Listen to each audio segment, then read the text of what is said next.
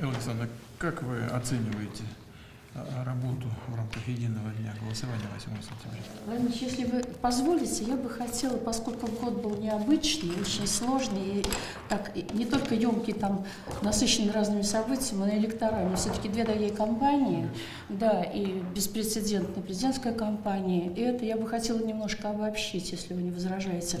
Потому что в первую очередь хотела бы обратить внимание на то, что и те, и другие выборы прошли максимально успешно, и во многом это результат как никогда слаженных действий между всеми участниками процесса и всеми ведомствами, вот как никогда. То есть очень хорошо, оперативно мы взаимодействовали с правоохранительными органами, избирательными, с законодательными, и с правительством, и с региональными властями. То есть вот эта слаженность действий, она во многом способствовала успеху. И, конечно, самое главное, это то, что люди наши, вот это сосредоточение народа и понимание того, что как важны эти вот выборы. Знаете, вот был такой момент, когда даже в преддверии еще президентских выборов спорили, обсуждали, а зачем вообще выборы проводить в такой ситуации?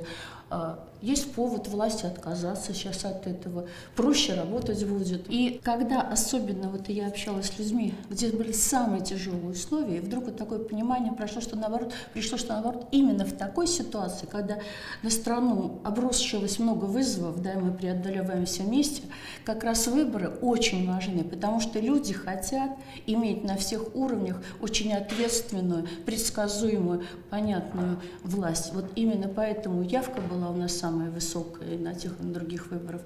То есть вот чем сложнее, тем стабильнее должна быть власть. Для власти любого уровня это тоже очень важно. Опора на людей, их доверие и поддержка. А с другой стороны, вот то, что это такое осознанное решение, мы, скажем, не так, как некоторые, воспользовались, отказались, да, там, далеко за примером ходить не надо. А здесь, наоборот, власть, понимая о том, что это же накладывает на нее огромную ответственность перед людьми.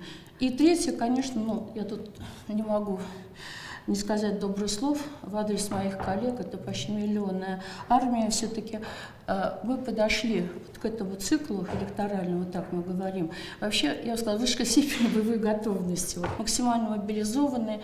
Вот что пронизывало всю систему. Знаете, хорошо, технологии, там организация, все замечательно, но самое главное, вот та атмосфера и вот этот мир, то есть каждого из нас, каждого вот пронизывало вот это понимание, что мы не можем жить сейчас вот как, ну, как обычно, потому что когда ты знаешь, что как недавно совсем, когда мы знаем, что наши ребята, кстати, много и наших коллег из комиссии сейчас там за ленточкой, как говорят, на фронте, да, бьются за страну, за то, чтобы мы могли жить нормально, еще более и выборы проводить. Ну вот, это, знаете, проходит постоянно вот такой, я бы сказала, таким горячим миром через души и сердца каждого из нас, и поэтому и вот это настроение о том, что мы должны, если здесь тыл, то мы должны все, что можем сделать, вот с этим настроением наше сообщество, комиссии пошли на выборы. И что бы я хотела сказать, что все-таки вот к 2024 году система подошла, стала максимально устойчивой и надежной, с одной стороны, а с другой стороны, очень динамичной. И вот что нам позволило вот, во взаимодействии со всеми другими очень быстро и оперативно решать все сложные проблемы, которые возникли, с одной стороны, а с другой стороны, работать на опережение, упреждать, чтобы не допускать до каких-то конфликтов. Конечно, вот есть несколько особенностей, которые объединяют эти две кампании, а есть различия. Первое – это то, что у нас рекордно высокая явка. И на выборах президента, вот здесь, там вы все посмотрите, увидите, да, и на выборах президента, и на региональных выборах. Это впервые, например, с того момента, как был введен единый день голосования, самая высокая явка на региональных выборах. И высокие результаты, которые, скажем, в легитимности не вызывают сомнений, их легитимность и высокий уровень доверия. Вот это тоже очень важно, что вот за эти годы высокий уровень доверия к результатам выборов. Это важно. И что еще, какая особенность? И в той, и другой кампании приоритетом стала безопасность.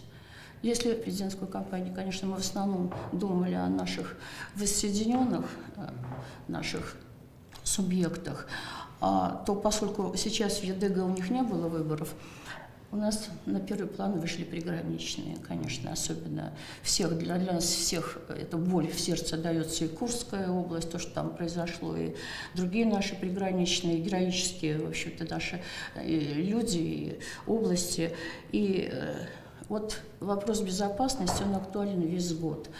И очень непросто было решить задачу, с одной стороны, вот, приоритет безопасности, а с другой стороны, при этом найти баланс и обеспечить все избирательные права, чтобы люди могли проголосовать. Ну, я вот теперь могу сказать, что вот оптимальное это сочетание между безопасностью и правами, оно все-таки нами удалось это вот осуществить. И я хотела вас поблагодарить за то, что вы учредили. Это не только мое, это от имени всех моих коллег. Это действительно люди очень благодарны, учредили вот это звание «Заслуженный работник избирательной системы». Для людей это очень ценно. Действительно заслужили. Вы же знаете. Работа большая. Большая, и потом буквально героическая работа. Да, я еще особенно, конечно, уже тоже, я говорю, многие коллеги уже... На 50% обновился состав ЦИК. У нас обновилось очень сильно. У нас, вы знаете, вот то, что системная работа на протяжении ряда лет, она привела к тому, что у нас молодежь прибывает. Мы даже... Молодежь все более втягивается в этот процесс. У нас идет обновление в комиссиях, да, такое оптимальное сочетание опыта и молодых ребят. Очень важно еще особенность этого года. Мы попрощались на этих выборах в единый день голосования, попрощались с нашей заслуженной государственной автоматизированной системой «Газвыборы». Она отработала более чем 20 лет, бесперебойно, безупречно. Мы с ней попрощались, и уже с 1 января следующего года полностью переходим на ее цифровой аналог, новую цифровую платформу, это «Газвыборы» версии 2.0. Немножко скажу по ДЭГу, то есть мы действительно продолжаем только в рамках цифровой платформы расширять географию этого дополнительного вида голосования, он получает все большую, судя по опросам, популярность, уже многие регионы хотят, чтобы у них это тоже было. На сей момент уже 37 регионов опробовали это, и некоторые уже не в первый раз, люди ощутили, понравилось, что у них появилось право выбора. Сегодня они с удовольствием идут на избирательный участок, а завтра нет такой возможности, они могут дистанционно проголосовать. Это вот право выбора в зависимости от ситуации.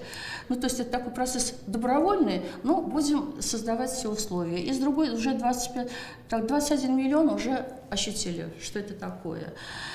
И знаете, что удивительно? Я бы хотела такую статистику привести интересную. Мы проанализировали по итогам вот этой кампании, а кто же предпочитает ДЭГ? И выяснилась вот удивительная вещь, что полный разгром мужчин, 66% женщин. Знаете, вот удивительно, да. Остальные, вот 34% это мужчины.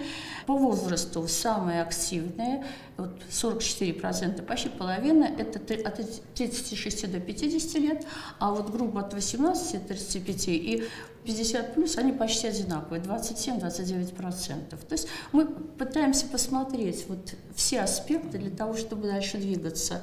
Ну и я хочу сказать, что к тем новациям, которые постоянно внедряли эти годы очень интенсивно сейчас, мы их максимально использовали на этих выборах, и оказалось, что это как раз помогло нам в таких экстремальных условиях не допустить сбоев. Поэтому очень много новых разработок, которые сейчас, хочу сказать, в Москве. Сейчас там действительно мы пытаемся тоже посмотреть, как это на всю Россию, что можно внедрить.